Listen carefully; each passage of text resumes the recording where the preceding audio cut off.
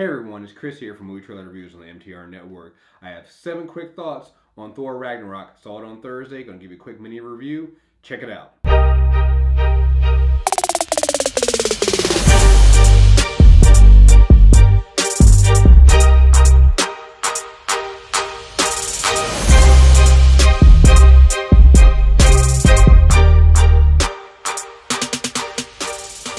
Thor Ragnarok, saw it on Thursday. Have 7 quick thoughts, and here we go. First thought is this is definitely hands down the best Thor film that Marvel has ever done, and it's one of the best solo films they've done as well. Listen, I actually like the first 2 Thor movies. Again, I don't. They're not. They are the weakest films in the MCU. Don't get me wrong. Next to Iron Man 2, but I did like them. I actually like The Dark World more than the first Thor film. But I totally understand why most people don't like those films, or why everybody thinks they're the weakest. Again, I think they're the weakest as well. But Thor Ragnarok, third time is a charm. I feel like they fixed everything that was a problem with the other films in this film. Most of the film takes place off of Earth, so I think that's a great thing here. I mean, Thor has this big world, and it's great to have Asgard and all the other realms and visit them and not have to actually be on Earth. Um, again, Thor and Loki's relationship in the film has always been something that's been great for the Thor films, and it's still here. You add in the Hulk, you have a talking Hulk coming that we've been waiting for a long time for.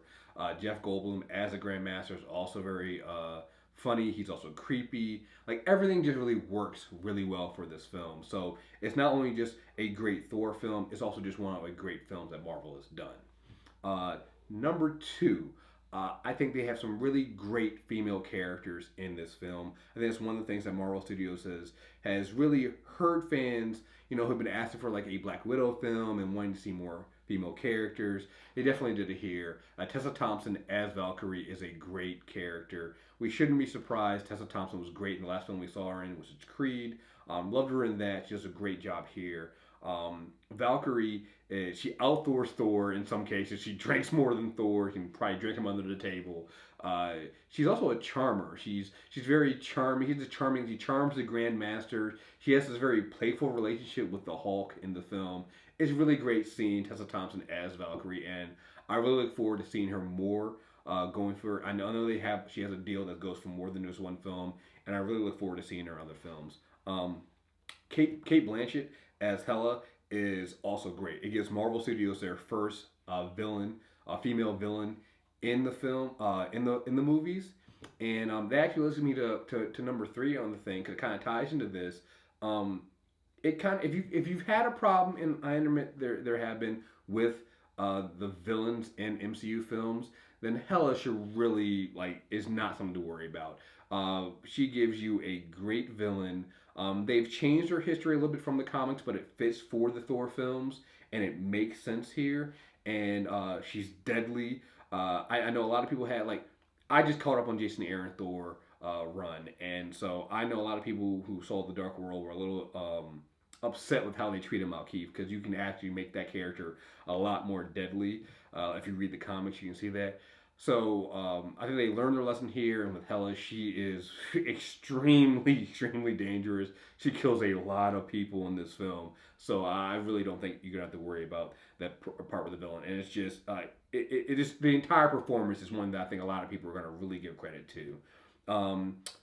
Point number, I think this is 4. Point number 4 here. I mentioned the humor before in the film. I like the humor in the Thor films, and I know a lot of people have been a little bit worried when they've been hearing, because again, Ragnarok means the end of everything. So this should be a film that brings everything down, and a lot of people talking about how it's one of the funnier films, and I think it is, that Marvel has done. There are some other funnier films, like the Guardian Galaxy films are funnier.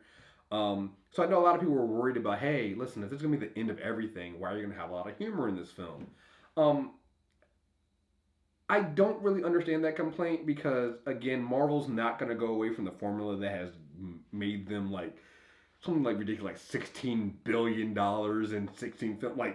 They're not going to give up that formula. But I will say this: if you're worried about there not being stakes in this film, there are a lot of stakes in this film.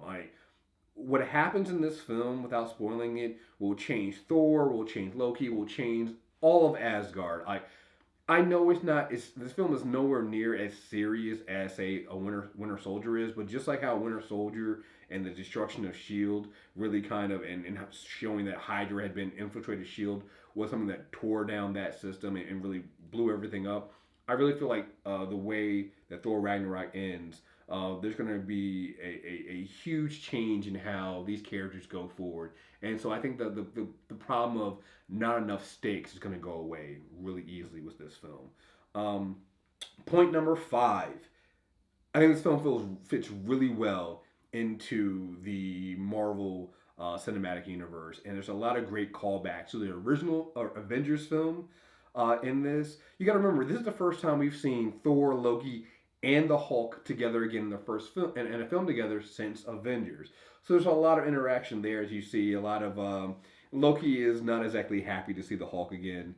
Um, you know, it's not a surprise. I kind of wish they had made a surprise, but Doctor Strange is in this film, and I feel like his connection and his cameo is up there with Sam Wilson's in Ant-Man, where it fits. It fits in the film. He's not in there too much. He's right in there. It feels right. It feels great. There's a lot of jokes that you have to remember from things like there's something that Tony Stark says to Thor at one point that plays a part in this film here in the Avengers film that fits into Ragnarok. Um, I just think that you're really gonna like the film and the way it fits in there. Um, the last two things I have are kind of negatives, but they don't really hurt the film in my opinion. One is the Warriors 3. It feels like every film get less and less involved in these movies. I feel like they had their biggest. Um, they had their biggest. Uh, they had their biggest time in the films in the first film. The second one a little bit, and then the third one, it's not. They're not really a lot. If you really like those characters, and I know I do. I've been going through a lot of Thor stuff with our character corners, and they do deserve better. And again, I get why they're not. I don't think this film suffers for it, but I think if you're a fan of those characters, you're gonna be a little disappointed. Along the same lines, Lady Sif not being in the film also kind of hurts as well. I mean, it doesn't hurt the film, but it's kind of a letdown if you're a fan of the film. And I actually like Jamie Alexander as Lady Sif, so it does suck. Now, this one is one that I don't really blame Marvel for. They were scheduling conflicts. Jamie Alexander is on Blind Spot, and she couldn't. They just couldn't get their schedules to make up. So to get her even a small cameo on this, I hope that at some point she does come back and she can be in the Thor films. But at the same time, Tessa Thompson does such a great job as Valkyrie that if we don't get Lady Sif again, I'm actually okay with that. So, but I know some people might be a little upset that she's not in this film. That's it. Those are my 7 points. One thing I forgot to mention: Idris Elba's Heimdall. He gets a lot more stuff in this. This is a bonus one. He gets a lot more to do in this film. He's kind of like leading the resistance in Asgard while Thor's not there. So it's great to see that in this film. So again, I really think you're gonna like this film. I like this film. I thought it was really, really great. It's definitely worth the praise it's getting right now. The early praise it's getting. And it's definitely something you're going to want to check out. So there you guys have it. That is my quick review of Thor Ragnarok. You can find the rest of our reviews and things like that at mtrnetwork.net, on this channel, youtube.com/mtrnetwork. We're going to have a full review, non-spoiler review. If you go and sign up for premium, we're going to have a spoiler review once Deepam comes back from his honeymoon sometime in November, so that'll be there. And you can also go and make sure you check out our other videos. We have some videos on Thor Part 1, Thor Part 2, which are character corners that kind of goes into the comic book aspect of Thor that help you prepare for Thor Ragnarok. So again, keep checking out our videos. Make sure you subscribe, and thank you guys very much.